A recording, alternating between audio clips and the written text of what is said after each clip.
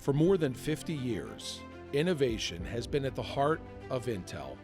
From campuses to hospitals, battlefields to the stars above, we are trusted by our partners to meet their mission challenges head-on, accomplish their goals, and improve lives across the globe. Guided by ubiquitous computing, pervasive connectivity, cloud-to-edge infrastructure, AI and sensing, we ensure our partners are capitalizing on the full power of digital technology to drive mission success. With a commitment to US-based manufacturing, we are on the forefront of cutting-edge solutions that lead to a more responsible, inclusive, sustainable, and technology-enabled world. Achieve your mission faster, more efficiently, and more securely with Intel.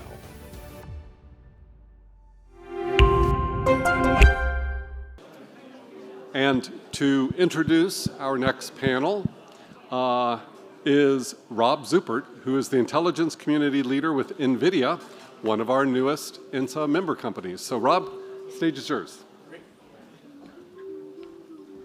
Thank you, John. Good afternoon, everyone.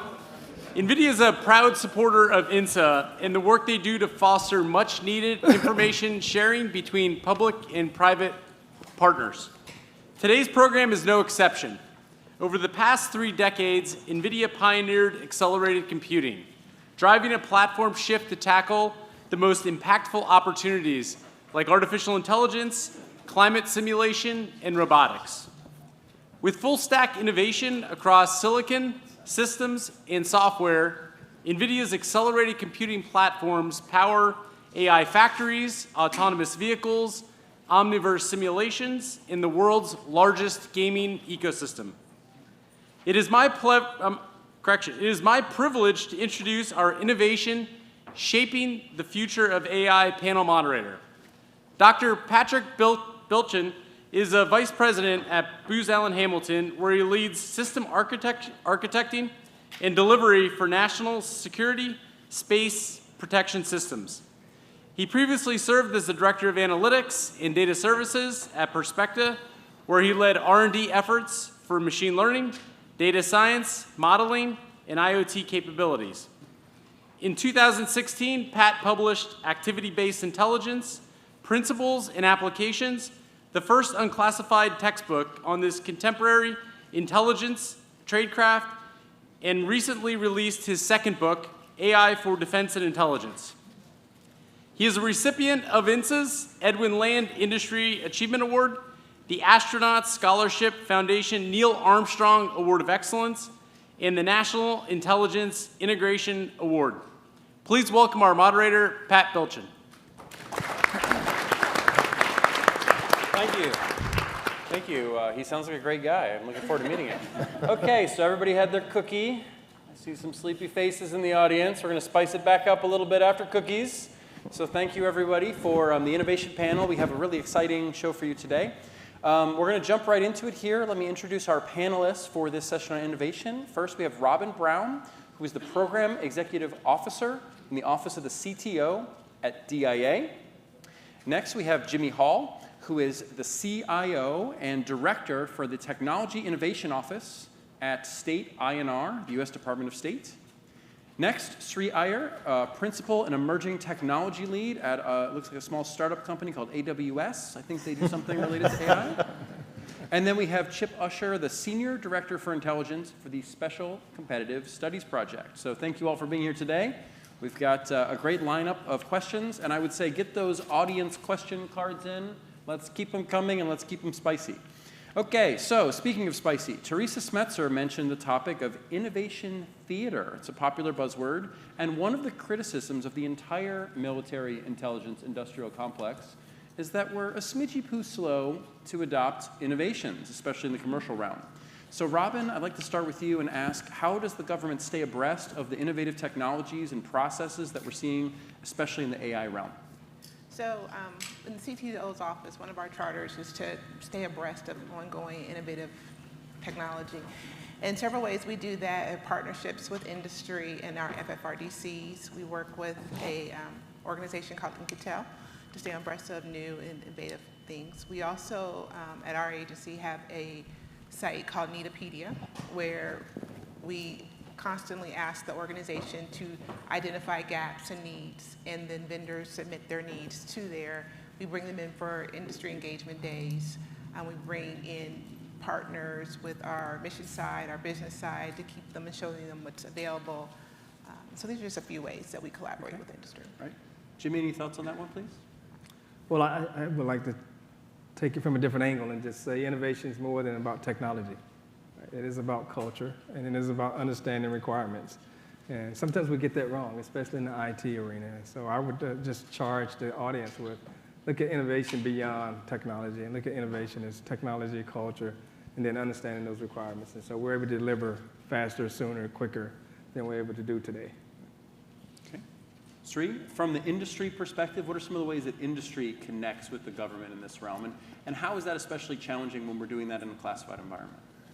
Yeah, so I think it's interesting. I was on a panel at NSA last fall, and someone in the crowd asked me, when are we going to start using AI for cyber? And it was funny that I was actually at the agency that probably has been doing that for over a decade. And so I think Glenn made the point that it's interesting with Gen AI that we're now talking about AI a lot more, but it's been going on for a long time. And so even in my 3 years at Amazon, we've worked on over 50 projects across 18 agencies. And really seeing how AI has been implemented both at small scale and large scale. There was a really interesting program, and we're in a public forum, so I won't attribute the agency, but during the Afghan troop withdrawal, so as a former service member, like many folks in the audience, it was near and dear to my heart that was an issue that we had to deal with. And a lot of folks were trying to get out of Afghanistan, and really there's just a few days to triage all of those special immigrant visas to figure out who are the bad actors, who can we actually let out, who can go to other countries. And so within just a span of a few days, one of the agencies actually spun up a whole solution, an AI solution to do that triage, saving about 16,000 hours, actually identifying certain bad actors. And I think the entire cost of that on AWS was about $10,000. So accredited within a week-long ATO. So there are, I think, lots of interesting examples, and that's a small-scale one. There's so many examples today. I know Rachel and others have talked about large-scale programs over the last few years that have really been able to take AI and take it to that enterprise level. We've seen things like OSE, for example, where there's media intelligence is a big part of that.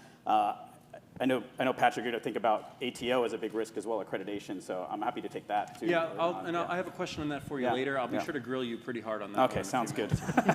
Okay, and Chip, your thoughts on, from your perspective, how to drive innovation into the government space? Well, first of all, I want to give the IC a lot of credit, as people have mentioned in previous panels, and Sri just said so. The IC has been thinking about AI for a long time. And forums like this, I think, are a credit to how industry and the IC are working together vigorously to try to make the best use of this. I think the advent of generative AI has sort of accelerated the game and brought a lot of attention to the potential additional upsides. And it's brought AI home, I think, to parts of the intelligence community that weren't really dealing with it over the last decade or so. I recently retired from CIA, where I spent 30 years as an analyst and as a manager of analysts. And I have to say that my workforce was cognizant of machine learning and natural language processing, but it didn't really affect their day-to-day. And I think we're starting to see that happen in just the last 15, 18 months. And so I think as more members of the IC workforce experience for themselves the benefits and the efficiencies, the power of AI, they'll begin to demand more of the services from their agencies and from the IC at large. Okay, let's pull that thread a little bit. And Jimmy, I'd like to come back to you. As you mentioned, culture is important. It's not just technology. And there are some inhibitions in our environments relative to technology, but it does seem like culture is hard to change. Rachel Martin this morning highlighted that experiment where they asked the analysts to rate the things, but they lied to them and said they were machine generated.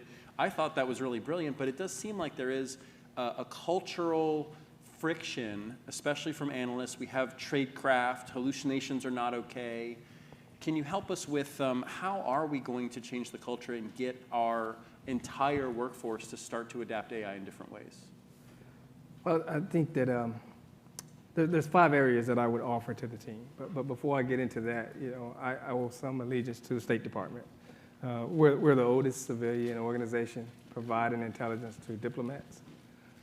That a lot of people don't understand and don't know that since 1945 we've been providing intelligence.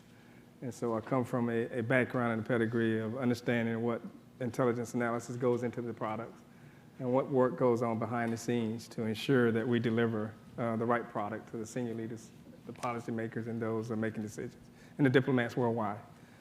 So I would start with predictive modeling. It's something that we can take advantage of, right? That's very promising for us in intelligence in the State Department. Sort of forecasting threats, understanding and predicting where some things are about to happen or should happen, will be happening is important to the analytic work that we do in INR. Secondly, intelligence analysis, right? So we need to sift through tons and tons of data, right? And then take that data and ensure that we present it in a fashion to, in this case, Secretary of State or other senior policy holders in a way that they can make a decision, right? And so I think that leads to the decision-making aspect of the promising aspects of artificial intelligence. So, Chip talked about natural language processing. I think that NLP is just a natural hand-in-glove fit to what we do from an intelligence analysis perspective. And we need to understand the important information. Over roughly about 80% of our organization, my bureau, speaks another language. And so not only that, most folks have been in the bureau at least 15 years, if not longer. And so they either talk the language, understand the culture, or a combination of both. But it's important to parse out the important information that they will hear. And then lastly, I would say it's important to really get after the decision aspects in a timely manner that I talked about early on, right? We got to be able to deliver the equipment, that we have to be able to deliver the data, we have to be able to deliver the information in a timely manner so decisions can be made. I believe all of us will see my boss, Secretary of State, across the world almost on a daily basis, right? Yeah, he actually lives in D.C., but he's on the road on a daily basis, and we have to deliver information. Sometimes it's on a phone call. And so I would challenge the industry partners here, and I would challenge my fellow IC brothers to continue to deliver accurate information in a timely manner. Okay, excellent. And Robin, building upon that, in addition to the areas that Jimmy mentioned, you mentioned Needopedia. DIA has been very forward about posting those needs, getting them out to the community. Can you give us some insight into, from your perspective, areas that you see the most promise for linking these AI technologies into the mission? I see two areas I'm thinking of. One is we often talk about AI in the sense that it will replace the human, and we really need to market it more about augmenting the human, allowing the human to do more of the higher level thinking and still reviewing the analysis and allowing the AI to do some of that more grunt type work so that the human can focus on the higher level work. I've heard a lot talk about mission and not so much about business. There's this whole business side of what we do that is very much what happens in the commercial sector, and it's probably an easier way to adapt to what we do. So the care and feeding our employees, the taking care of our networks, those things are found in the private sector and are probably an easier fit for using AI how they are being done in the commercial industry. Robin, do you think we're going to see those advances on the IC side first, on that business end? And if we do see those, how do you think that might build trust into how we would apply them in other ways? I think that's an easier end, but culture, I think, is a hard one. I like to say those people love those spreadsheets. So really trying to change that culture and get them comfortable. So it's about comfortability. So that's why the augmentation of AI, as opposed to marketing the replacement of it, I think will be an easier end. Okay, and Chip, based on your career, how does that make you feel? Well, I think I have a pretty positive outlook because I think there will be advances made on the business side and on operations analysis kind of at the same time. Again, I think we have to recognize that generative AI has brought this technology to all of us. We're all using it now on our iPhones even, playing with it at our home. Our children are. They're going to be using it against us here in the next couple of years. We know it's coming. So I expect there'll be advances kind of in all areas. And I think for people like to pick on analysts as kind of the first victims of the AI revolution.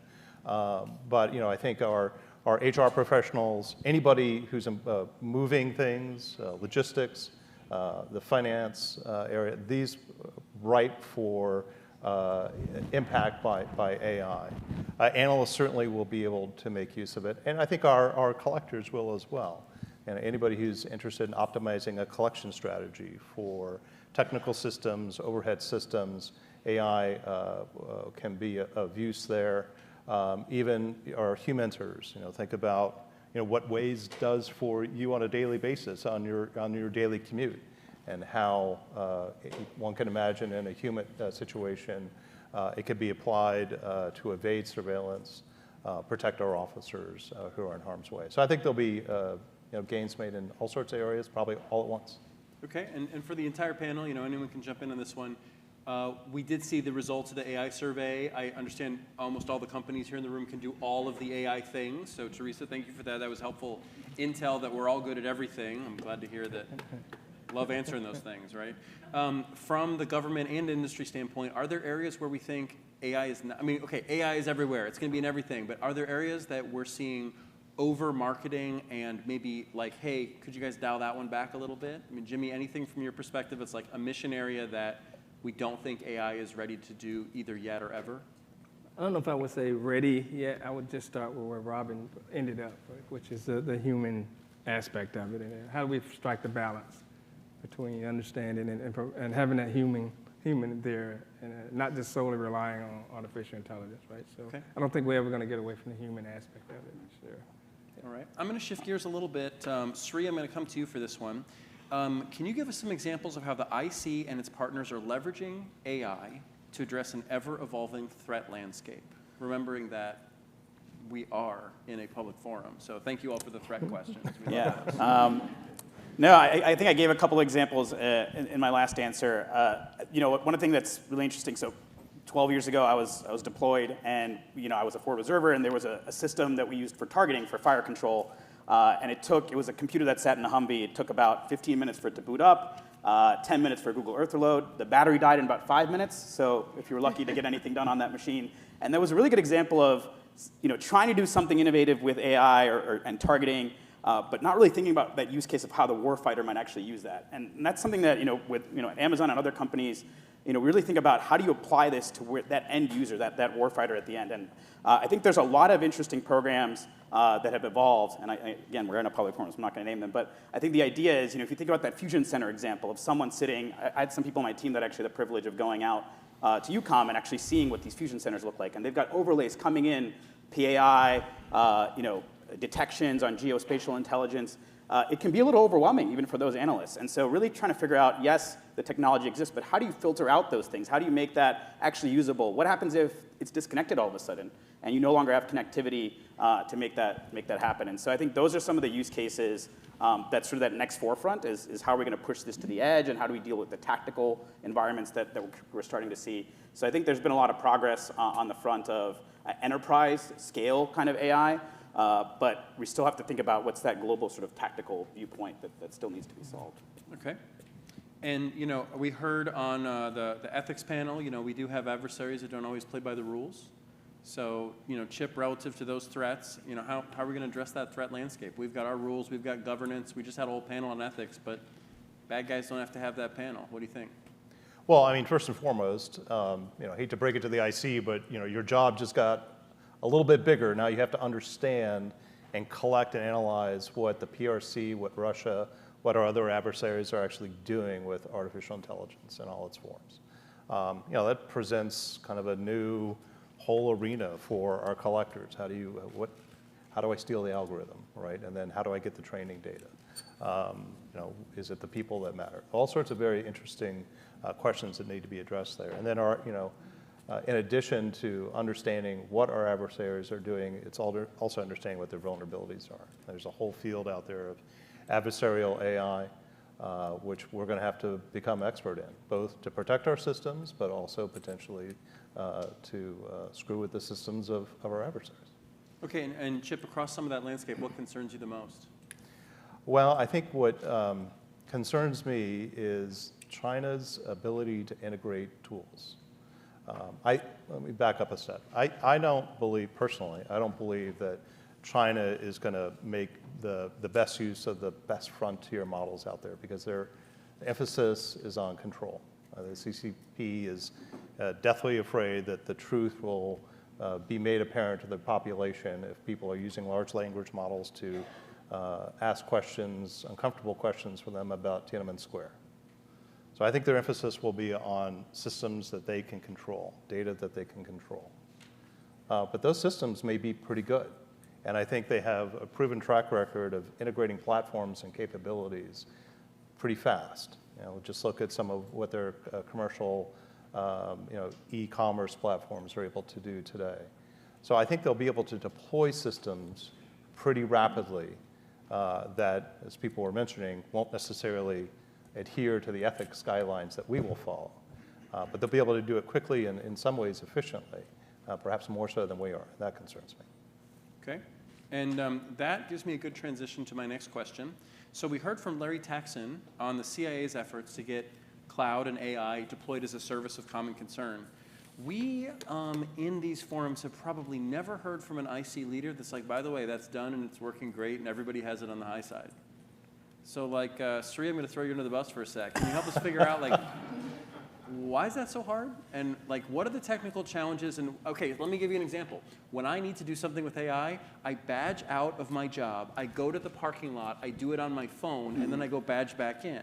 Now, I probably shouldn't admit that in a public forum, and I probably would never actually say those words out loud. But like, I'm pretty sure I'm not the only one that does that. So what are the barriers to actually getting these tools into the intelligence environments? And what can be done from your standpoint? And then I'm going to ask the government some of the things that maybe can be done there. Because it does seem like we aspire to have AI for mission problems, but there's something that's just inhibiting, like, why can't I have it today? Yeah, how much time do I have to answer? It's I think there's a lot of dimensions of this problem, and something a lot of companies, including us, struggle with is accreditation. So how do you get these tools accredited quickly? There's been ideas of doing an ATO within a day. One of the things I think has really helped, at least us from an AWS sort of cloud perspective, is collaboration. So how do we work with other companies and the government to move things forward? So a great example, Patrick is from Booz Allen. We've worked with Booz before to put something called ML Space, which is now open source. So you have a data science notebook in the cloud that's accredited. I gave you that example of that agency that did that whole special immigrant visa program.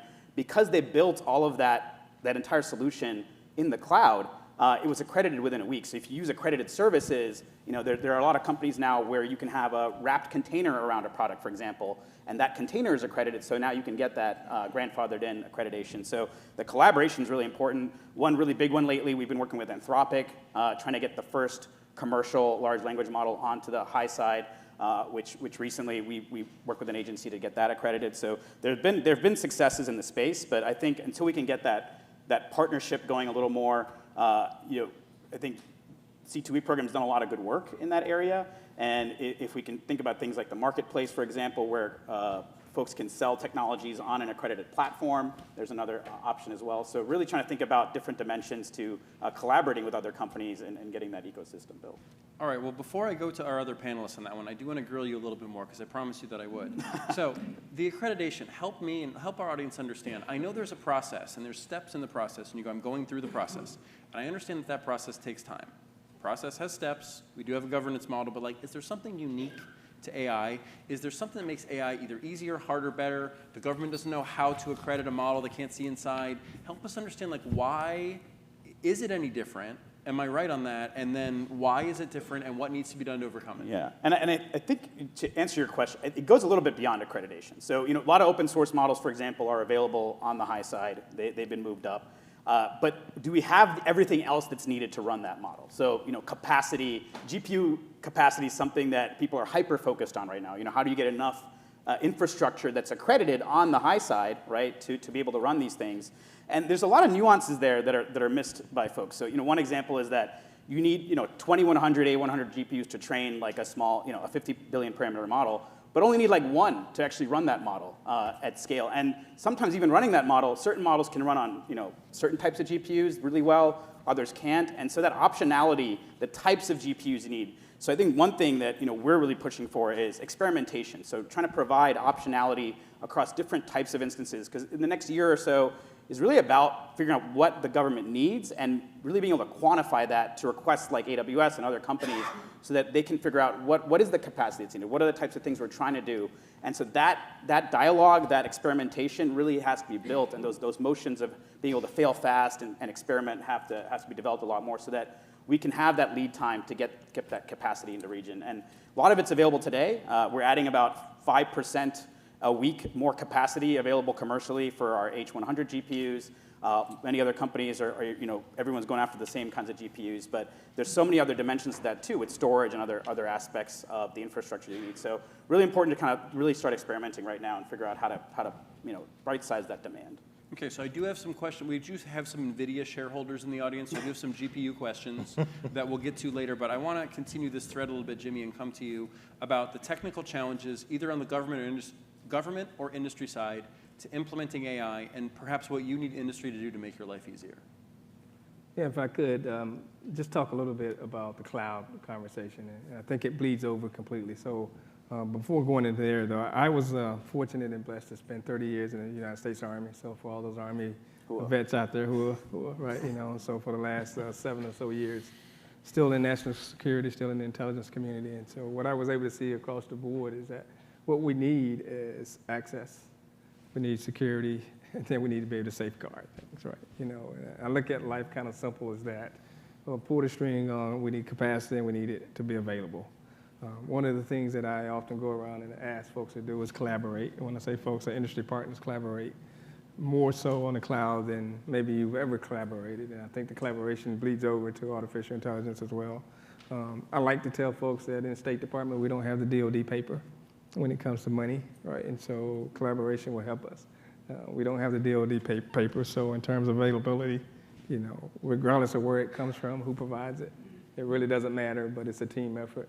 And so those things I see as challenges, right? And I talked earlier about the balance between AI and human aspects of it, right? We got to remember that that's going to be a balance there. And then also, if I could, just near and dear to my heart is cybersecurity. And so it's a plus and minus for artificial intelligence, right? It will help us in terms of cybersecurity for sure, connecting those dots, mitigating faster and sooner, right? But by the same token, the enemy gets a vote, and they get a vote also in terms of cybersecurity. And so it's a double-edged sword there that it helps us, but it also hurts us, and we got to be twice as good and twice as better, and they just never sleep, right? That's my takeaway for you all, that without divulging anything that's highly classified, just they never sleep, and we shouldn't either. Jimmy, is cybersecurity harder in the AI realm, or is there anything that is unique about it that you want the audience to be aware of? I think it's harder just because of the ease to use. And then I think a panel earlier today talked about disinformation. And so, we can all fall victim to disinformation, right? Which kind of bleeds over into, hey, what's our cybersecurity posture, and then what are we to believe and not to believe? And yeah, so it's harder, right, from that aspect. Robin, can I ask your insights on that one? Technical challenges to achieving desired AI capabilities in the IC. I think the biggest part would be the ATO, actually getting the AI to us. The best way I would think to do that is involve security early and often in those conversations, even before you actually get on to the contract, to make sure that we have the right resources, not only from the people in place to help, but the infrastructure. If the infrastructure can't support the requirement, then there's pretty much no need to move forward or not move forward with that first. There's several building blocks that have to occur in order for an AI to actually be successful, and oftentimes we just think about the one element and not all the other elements that are involved. So getting a holistic picture of what you need to proceed is key.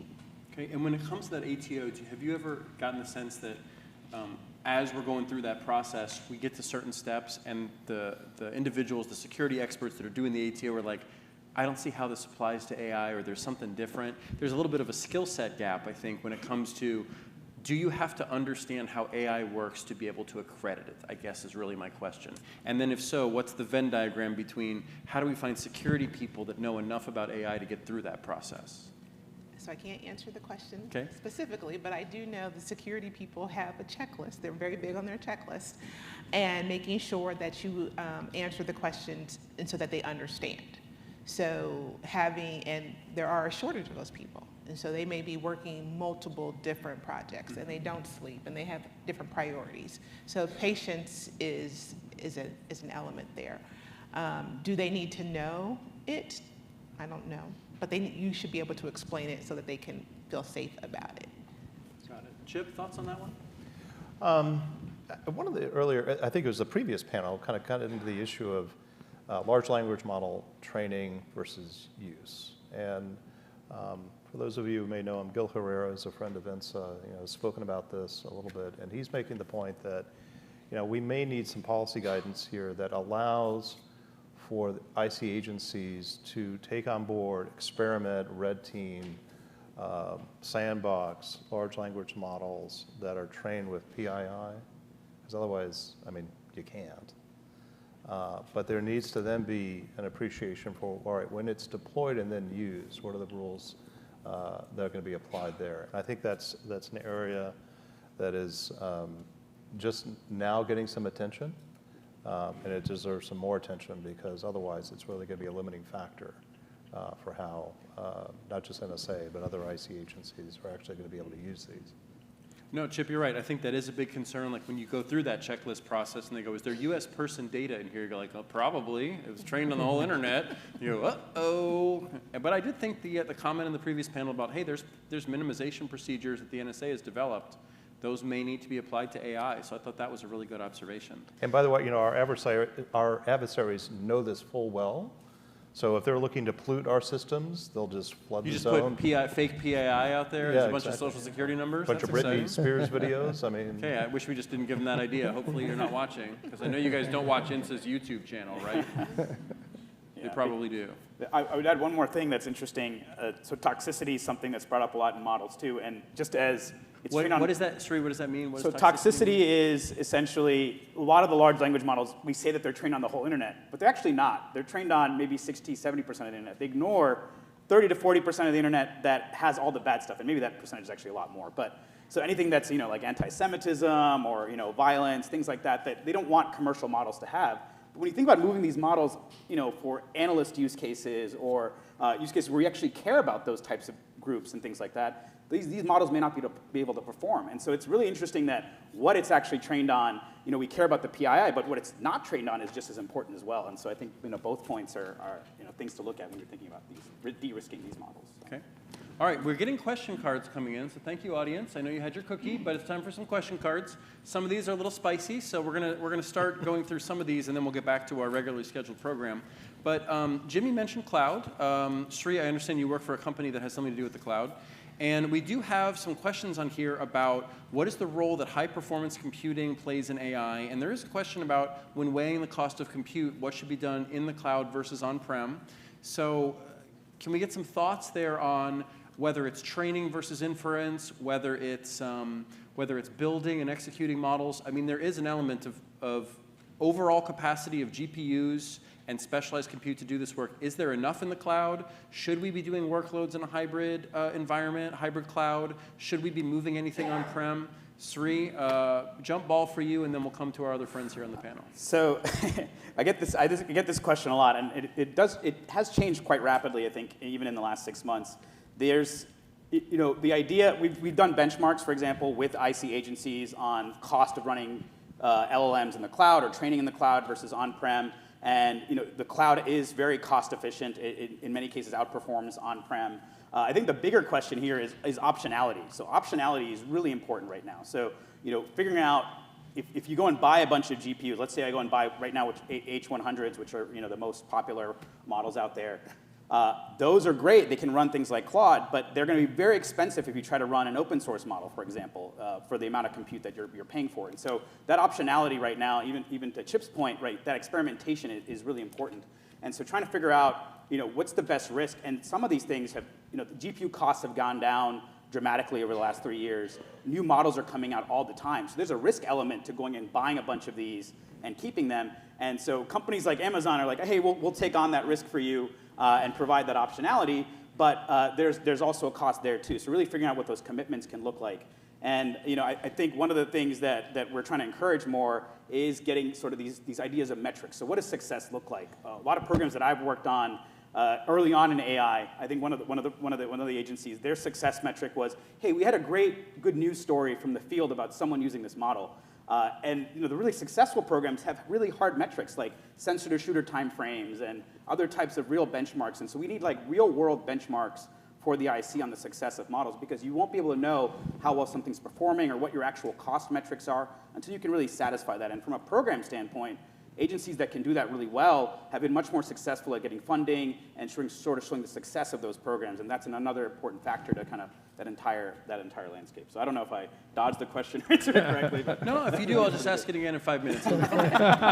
Okay, so Jimmy or Robin, any thoughts on that? Jimmy, you were the one that brought up the value of cloud, and we know that that's an emerging model across the IC, but thoughts on workflows in the cloud versus on-prem, hybrid, et cetera? I'm sure you get a lot of questions like that in your department. Yeah, we do. We do get a lot of questions. So my mindset today is a multi-cloud environment, right? A hybrid environment for sure, and a multiple cloud environment. And so getting the cloud providers to work together is important. I would say there's probably four or so workflows that are important to what we do in intelligence in the State Department. Near and dear to my heart, for sure, as a CIO, is the IT workflow. And near and dear to my heart is what intelligence analysts do. So that would be the second workflow. Third is we do something called opinion research inside of our intelligence bureau in the State Department. So that's another workflow that we can land squarely with the cloud and AI. And then lastly would be the geospatial aspects of it. That's a workflow that we can benefit from. And so I'm looking at it from those perspectives. In terms of IT, I mean, you look at it from either tickets or metrics or how things are, the trends, right? So if you look at it from an analyst perspective, I talked earlier about sifting through tons and tons of data, but it's definitely about data collection and our ability to, in some instances, save a life, right? By getting the right, proper information or the best analysis we can out to the edge. And then lastly, when we talk about opinion research, is that's solely open source information that we're using, but AI's got to help us with, if not building the survey, at least parsing through some of the survey answers in a timely manner. So I look at those workflows, particularly look at the cloud being able to help either a mixture of on-prem and off-prem. I've heard some folks say, well, let's pull back from the cloud and go more on-prem. And so those conversations are happening every day. So I think what worked for me may not work for DIA, it may not work for another Intel agency. So. Jimmy, what do you feel drives those discussions about pullback from the cloud? Is it cost? Is it the scariness of my stuff is on someone else's computer and I can't touch it? Or what is the general feeling there? Yeah, well, I can take the high school answer and say yes, all the above, right? Okay. But seriously, I talked earlier about access, I talked earlier about security, I talked earlier about safeguarding. So that's always a concern. And I mentioned earlier when I said we don't have the DoD paper, so yeah, we don't get the DoD budget. So yeah, cost definitely weighs on decisions for me for sure. Right? And the ability to expand C2E, you talked about it, and so it's been a valuable tool for us to use and to spread things out. So yeah, so hopefully that's helpful. Yeah, Robin, your perspectives on that, please? I think it depends. So I'm gonna go with it depends. Okay, that's a fair answer too. And you need to, on the use case, the availability of the hardware, the costs, budgets, and so even DoD paper is shrinking. So they have to consider, cloud versus on-prem, cost, ownership, and you just need to, it's more of a collaborative discussion, as well as comfortability of the actual owner of the use case. Okay, and then for our panelists like Chip, are you seeing more of, initially, working with the agency, it was like, we can go to the cloud as long as you don't take the data from my mission center. Do you get a feeling that people are becoming more open to not keeping their stuff in a cage and saying no one is allowed to take my data? So I'm out of the agency now, and I can say no. I think that's going to be a real pressing mission for people like Lori Wade and her fellow chief data officers in the years ahead. People are going to have to sacrifice some of their, we have a special closet where we keep our data and give it up if we're going to make full use of the AI capabilities that are out there. That said, security isn't something that we're just going to sacrifice whole cloth. And so I'm reasonably optimistic that, thank God we invented cloud and we now have that available to us, and people like Larry Taxon over there are making it available to the agency and other places, because I think it does provide kind of the security envelope that you need. It'd be interesting to see whether we can kind of keep up with the scale required to make use of frontier models, which are going to get bigger and bigger and suck up more compute and more data storage. Great. All right. So I'm going to combine one of our general questions with. We have some questions from the audience about scale, and really the question is about. Okay, we have seen examples of AI pilots. We've seen some promising examples of small-scale AI things, but we get a lot of, let's say, policy proclamations that we're going to apply AI for all analysts or for all missions. What are some recommended best practices, or what have you seen successful lessons learned for applying AI into operational workflows and then scaling that to the rest of the business? So, Jimmy, I'm going to start with you on that, really looking at how the IC has approached integrating AI into operational workflows. You mentioned the workflows. Then lessons learned for doing that successfully at scale. Yeah, so what I can talk about is, I'll come back to the 4 that I mentioned, in terms of IT, the Intel analyst work, the operational research, and then the geospatial aspects of it. And so a lesson learned for us, again, would be something I referred to earlier, is that where is that disinformation line? We have to, from an intelligence analyst perspective, put our fingerprint and put our thumb on, hey, this work is certified and it's my work, right? And so where do you draw that line? And where do you draw the line of, okay, is it really a human who's decided it, or is it really an AI who's decided it? So those are conversations that we're having on a daily basis. And then I got to come back to this. So when we talk about data, whether it's in the cloud or on-prem, who has access to my data, right? That's really important to us, right? Now, can I get to it? That's important for sure. Do you have the capacity for sure? But who else can see it, right? Because I don't want some people to see it. And so sometimes we tend to close ourselves in and close ourselves down. And we do that in the IC a lot too. It's like, hey, well, I know I can control my thoughts and my recommendations and assessments and analysis if I as a human's doing it. So we limit ourselves sometimes. We got to embrace it. So we got to do a better job embracing it. Robin, any other lessons learned on integrating into operational workflows? I'm thinking more about the augmentation of AI with the human. I don't think we are giving AI credit for, AI did this. It's just, I did this faster and I used, whatever I used, the tools at my ability. And so, no, because I don't think we don't credit AI for the work when we use it. Do you think AI, based on that, do you think AI is like just another tool and analysts are eventually going to go, this is just a thing, like I use Adobe, you said we love our spreadsheets, but is it just going to be like, and then I also have a spreadsheet that is connected to AI and it does things for me? I think it's a tool in our toolbox that we can use and make our jobs smarter, faster, more efficient. But will we ever go straight from AI to the policymaker without having a human involved? I don't think we want to do that. Okay. Sri, thoughts there on scaling and lessons learned from taking pilots into ops? Certainly you've been involved in something there. Yeah, I'm full of non-attributable examples today, but working with another agency, data labeling is a huge challenge. And so I remember there was a SIGINT problem that we were trying to solve, and we were noticing that a lot of our models were skewed. And so we went and looked at some of the analysts that were doing the labeling, and one of the desks was empty, and shoved under the keyboard was a paper clip that was hitting the same key over and over. And it turned out that someone had realized that, hey, I can just have this key being pressed all the time and it'll label the image and I don't have to come to work. And so, that's a huge problem, right? One person could potentially. Wasn't that like the drinking bird on the Simpsons episode? very similar. Yeah, hit the nuclear button on that. Yeah. So, and it's a real world example of that. Being able to really, and that was an example where the program actually had a really good ML ops, where they could detect data drift and model drift. And that's one of I think the key lessons here is that it's not just about the model itself, but the ops process that goes along with it. So for years in software development, we've had DevOps, which is an entire process. We across all the agencies in the IC, we've got really strong DevOps culture and processes.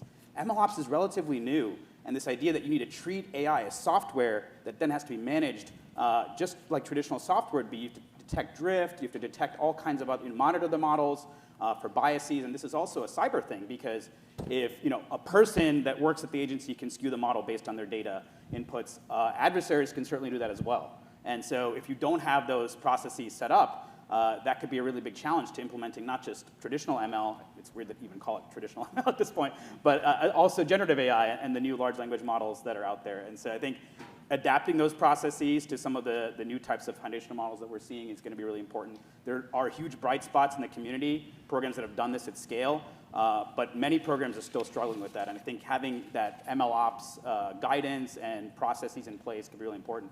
We do have some trainings. I know us and some other companies have worked together to put out. There's an MLOps for national security that we offer for free. There's other ones around responsible AI as well. So these are things that are really important, I think, for the community to start working on. Okay, and Sri, sir, go ahead, Chip. I was just going to offer a thought, and that is, I think it's also useful to promote, bottom-up solutions. I mean, we've been hearing today from the leaders across the IC who are, making important headway and policy decisions on publicly available information, commercially available information, cloud, data strategy, so forth. Great top-down initiatives. But also, if you look places like the UK, their cabinet office has an incubator program where they find places that they can implant an ML or AI-driven solution, and they sprinkle a little money on it, and then they share it with other departments and ministries, and it begins to grow. Same thing is happening in Australia. Their Ministry of Home Affairs, their little CTO shop there, has generated several AI solutions for various divisions within that ministry, and it's now spreading. So I think it needs to be a combination of top-down and bottom-up. I think there's a lot of enthusiasm in the workforce, and once they're kind of given the direction, they'll come up with some really amazing solutions. Okay, so we have the enthusiasm, we have like the pilot, we have the little flowers that are getting sprinkles. How do we keep them from being crushed and their hopes and dreams vaporized by process? Chip, you're looking at me, you made eye contact, so you made eye contact. Waiting for our government fellows to answer that. But I think success will breed success, right? I think the reason these are spreading in places like the UK, Australia, even here in our intelligence community, is because it's achieving mission. People are deploying these tools. They're finding they're gaining efficiencies. They find they're getting more accuracy. We heard earlier from NGA that it was a plus 20% accuracy rate. I mean, that's the sort of success that we're talking about here. This is what is the great promise of AI and what we need to be delivering. Okay, Robin, if I can ask you that one. DIA is somewhat famous for the bottom-up solutions and prototypes that are used across the IC. Do you think we can grow bottom-up without crushing the spirits of the developers? I think a lot of, as we get comfortable using AI in our personal lives, we'll expect it in the wire, in the building. And so as the younger generation comes into the building and they're comfortable with certain things and they expect to have certain things in their work life, they will enforce those of us who've been here longer to adapt and change. So I think that will be the bottom up that we'll see. Okay, Jimmy, thoughts on that one? Are you seeing that in your agency? Well, it's culture for us more than anything else, and I'll keep coming back to that. Okay. All right, we do have a question. Jimmy, you brought up disinformation, and the question from the card says, what is the IC doing to help inoculate Intel collectors, producers, and consumers from being manipulated by our adversaries' disinformation efforts, especially Gen AI related? Well, I'm clearly going to say I'm not prepared to talk about that in this forum today. Okay. Yeah. All right, is there anyone that would like to address the disinformation aspect? That's an example of what we call an unanswerable question. Thank you for that one. All right, there's a little softer one here. What are some steps that the IC needs to take? There's a lot of now public awareness of AI. There's a lot of public criticism in some places of the IC. But what actions does the IC need to take to avoid just the negative perception of how we're using AI, either for surveillance or the collecting and monitoring of U.S. persons?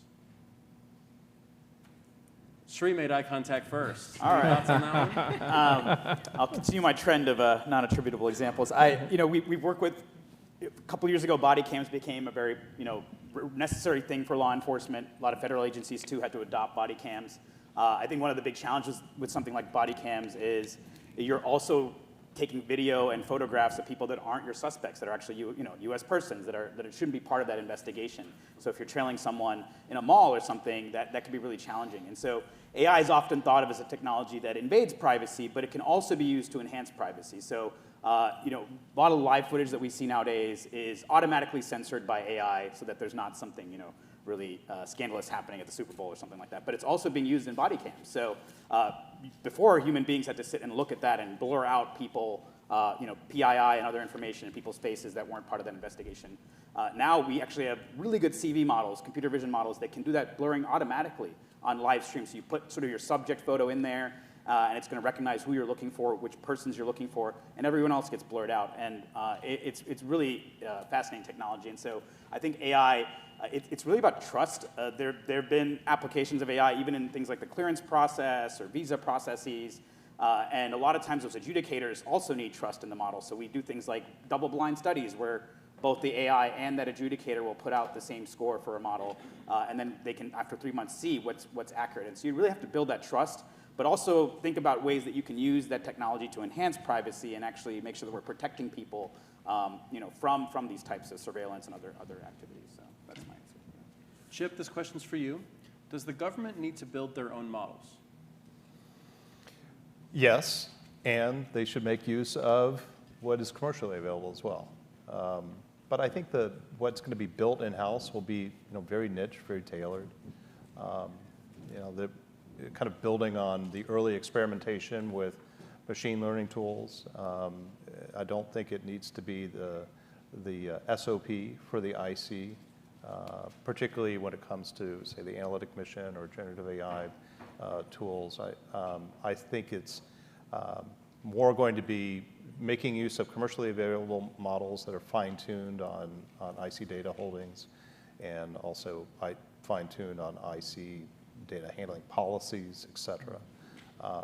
What I really don't want to see is for the IC to be completely cut off from what frontier models can offer, because I think that's going to be a powerful source of advantage for the United States in the years ahead, since many of those companies are ours. And there are some pathways to getting us to be able to use those on the cloud in a secure manner.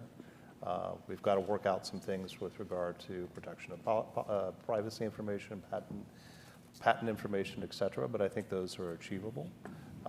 So I think where we'll be in 5-10 years is we'll see a great variety of AI uses and models, but I don't want to see it just skewed towards in-house only. Okay, and Chip, how do you think we're going to find, what would be a strategy, or how are we going to ensure that the IC has the right expertise to be able to build those models? Given competition with industry, commercial companies are paying gazillion-dollar salaries, they're snatching up everybody that comes out of the graduate program. The IC's value proposition has always been mission, but mission doesn't pay off student loans. So what advice do we have? And then I'm going to open that up to the other panelists. How can we incentivize the right talent and expertise to come in and give us what we need? A, building models, B, operationalizing those models, and then C, integrating them into mission workflows. Right, so my organization, the Special Competitive Studies Project, has long been a proponent of increased partnership between American industry and the intelligence community. I think we have great reason to be encouraged that we've got a set of IC leaders right now that have really embraced that idea. Both sides, I think, are being pretty creative about how we could expand it and take it further. You're right. There's no way that the IC is going to match pay scales or be able to, bring in-house all of the talent that it would need to stay at the cutting edge on AI technologies. It'll have to be a partnership, this partnership will take many different forms. The DNI's Office of Partnerships has recently been stood up, and they're now putting people in industry and organizations like mine. We are promoting the idea that people from private industry think about maybe mid-career doing a stint of service in the U.S. government, right? I think that's another opportunity that should be taken advantage of. Real quick, other panelists, because we're just in our final lap here. Other panelists, thoughts on getting the right talent into the government to work in the IC here? I'll just make a quick comment that we've had a lot of success with rotational programs. So even folks that have been on the stage that are at agencies now that are in leadership positions have done rotational programs through companies like ours. I think it's a really good idea. Even folks at companies like Amazon that can go and work maybe for a year at an agency and really understand what the mission is like. What is that mission that I'm actually developing solutions for? And vice versa, what does the technology landscape look like? What's it like to be a software provider? And so I think that could be a really interesting thing if we could scale that out as a more successful sort of initiative. So I think that'd be huge. The last thing I'll point out is that my first example of the person that asked the question of what's been done with AI in cyber, I actually am heartened by that question because I think Gen AI has given us this new group of people that's democratized and can understand AI. So a lot of the people that we already have working on mission, I think they can actually participate in the AI discovery process, that feedback loop, really understand the technology. It's made it a lot more accessible, and I think that's another area that we should really think about developing is those domain experts and how they can learn the technology as well. So. Okay. Jimmy and Robin, any closing thoughts on that one? In addition to the partnerships with industry, partnerships with academia, and some of our FFRDCs are another way where we can get that talent that we may not be able to purchase, but we can loan and borrow. Okay. Yeah, I was going to say the same thing, the partnership with the colleges and universities, right? And going after the recruiting pool a little earlier. And I talked about the 80% or so of my bureau with the PhDs in foreign language. But if you look at the average age of the bureau, then it's probably high 40s, right? That's probably not the right model. And so we're looking to recruit lower into the process, bring in interns, bring in fellowships, and bring in those individuals that will get in and figure this out for us and then enjoy what they're doing and hang around.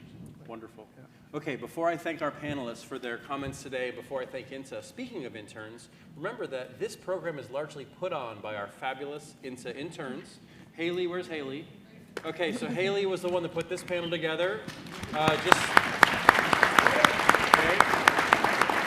Just so everyone's paying attention, Haley graduates in about a month and she's looking for a job, so make sure to talk to her before on your way out of here. And by the way, that's the case of most of these stellar interns that have already been pre-inculcated into our way of thinking here in the IC. So thank you to INSA for the wonderful opportunity for all of us today. Panelists, thank you for your candid and exciting, spicy responses after cookie time. And with that, we're going to break from the panel, and then we have a fireside chat coming up in about 3 minutes. Thank you.